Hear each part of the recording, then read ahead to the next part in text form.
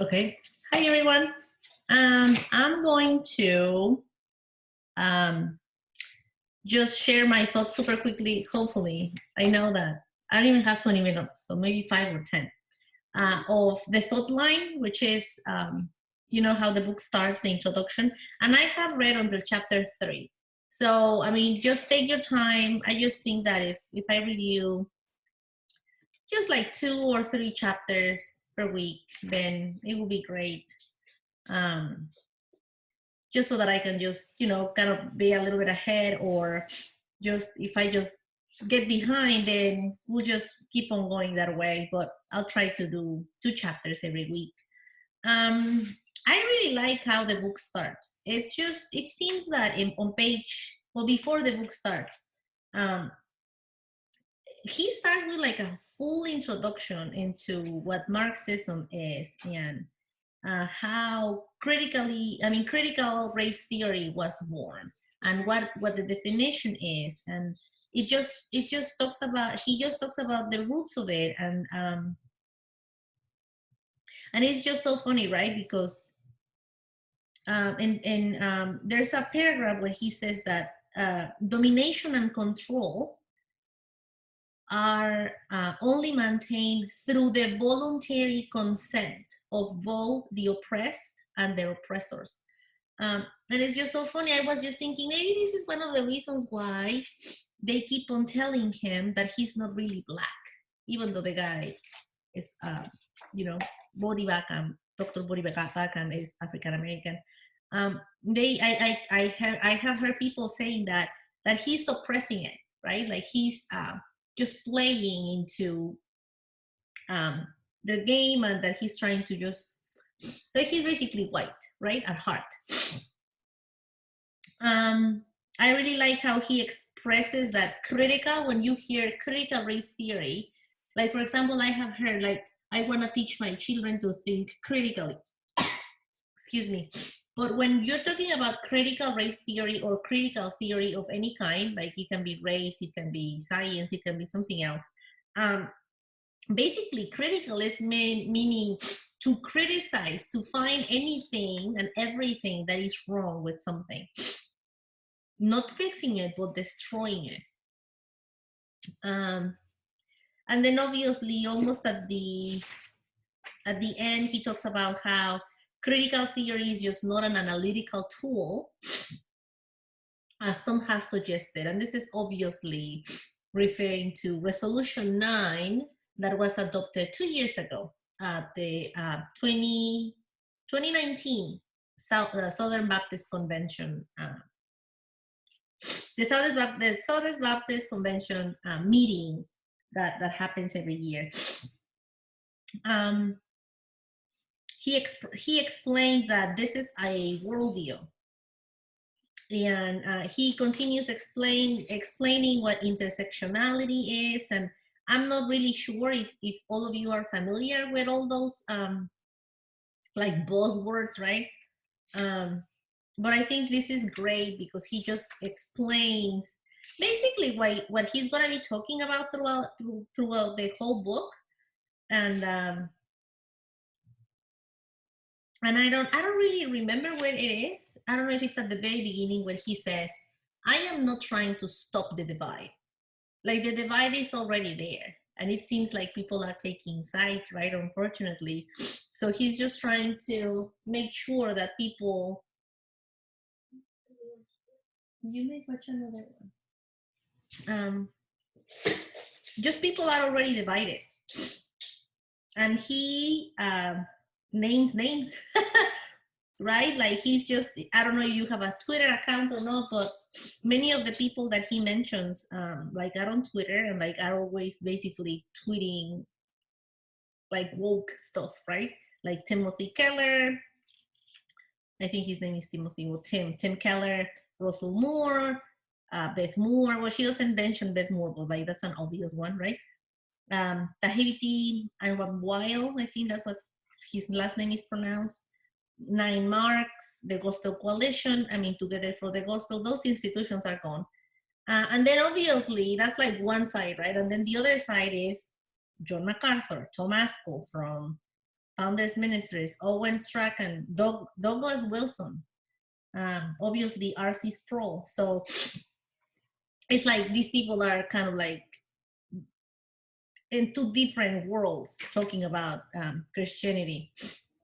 Then he continues in page 5 explaining what social justice is versus biblical justice, and how our current concept of social justice is really incompatible with biblical Christianity, because basically all the definitions have been changed.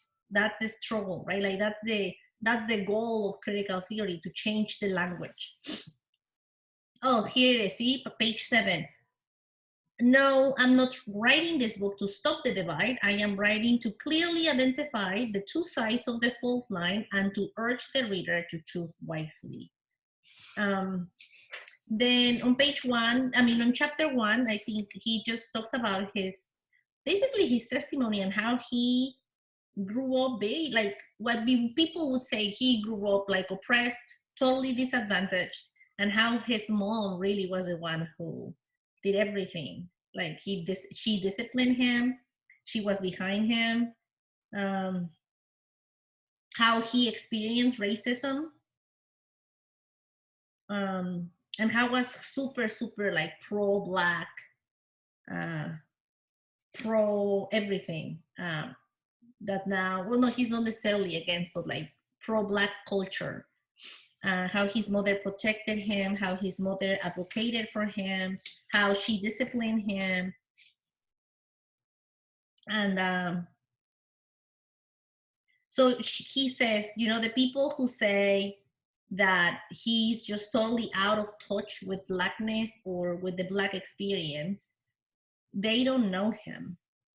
And so he starts explaining everything. He continues talking about his own testimony when he was a student, I think in high school, and then how he got into Houston's Baptist University, and then how he went to Southern Seminary, and how he was really part of the Southern Baptist Convention, and how he experienced, like, he was not a token, right? Like, he never experienced the racism that people are talking about, because people invited him to talk. And I think once he came out as a Calvinist, people who had really invested in him and really like invite him to like preach at different churches or at different places, they were kind of like you're a Calvinist. So the fact that I think he even lost that job for something else, but he's saying, like, the fact that they were able to like criticize me, or the fact that they were able to dislike me because of my soteriology, right?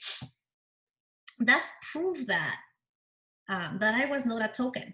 Because I think now, if somebody has some disagreement, or if you're Black, like, it's just like nobody wants to call you out. I like how he says that when we come to Christ, our identity is transformed completely. Then, oh, he mentions a name that he's very famous. This guy is Ibram X. Kendi. He has advocated for something called liberation theology and savior theology. There was a tweet. I like that this book gives you a ton of information. Every single thing that he says, he gives you the facts and he gives you the source. So there's like a lot of Twitter, things that this guy, Ibram Kendi said that Christianity, the job of the Christian is to liberate oppressed people from their oppressors. We are not here to see people delivered from the penalty and power of sin. And then there's this pastor, his name is, I think, Eric Mason. He mentions it later. I think he wrote a book called Woke Church, and it's very popular in churches. And a lot of churches, I think, they're recommending for you to read that book for like racial reconciliation or whatever. So this Mason now is working with Kendi in something. I think he mentions it. I just don't remember it. I probably underlined it somewhere. What else?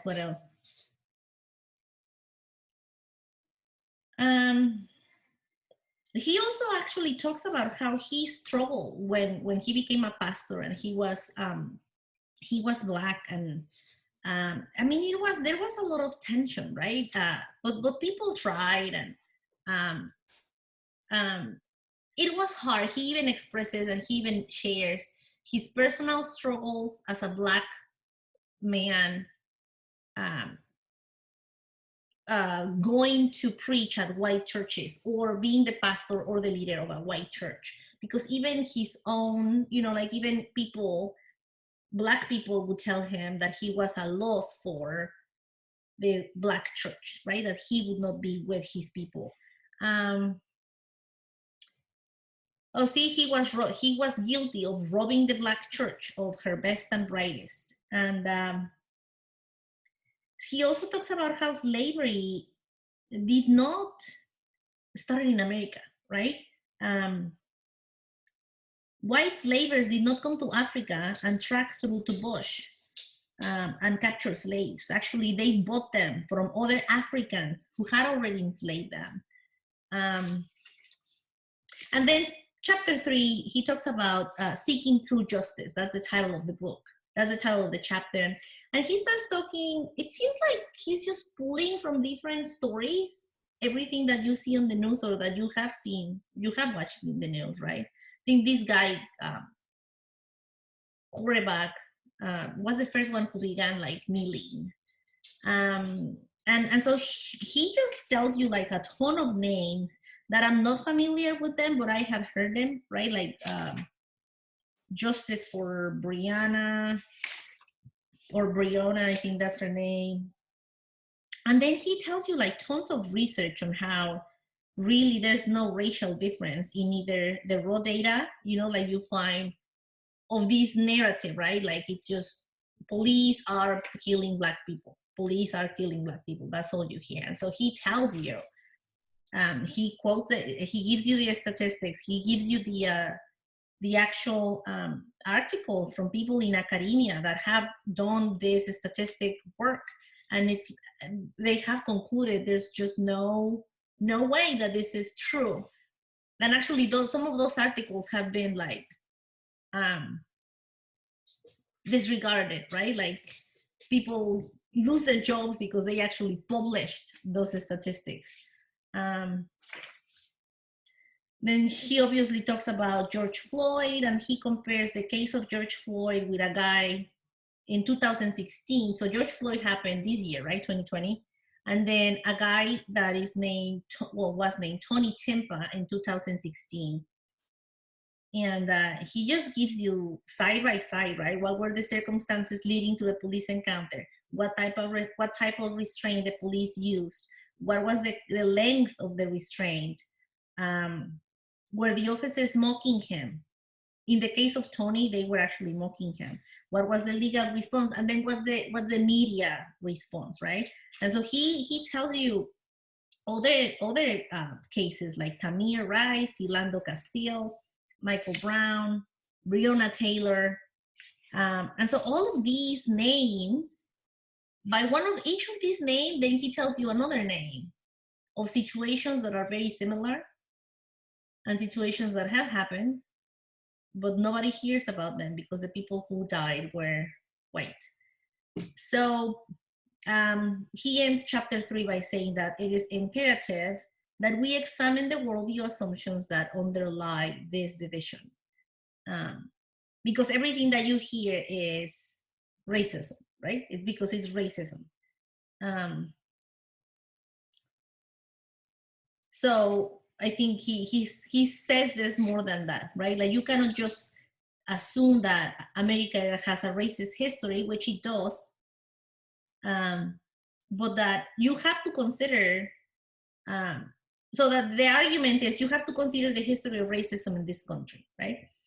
And so he says, this asserts that the only way to judge whether or not police killings of Black people are acts of racism is to look at them through the lens of racism. So anyways, I haven't started, oh no, I think I did start chapter 4, but I didn't get too far. But he basically starts just describing this woke movement as a different religion. It's a new religion altogether with original sin, law, martyrs, priests, means of atonement, canon. but then that's probably for next week. So I hope you all got your book, and if you haven't, then that's fine.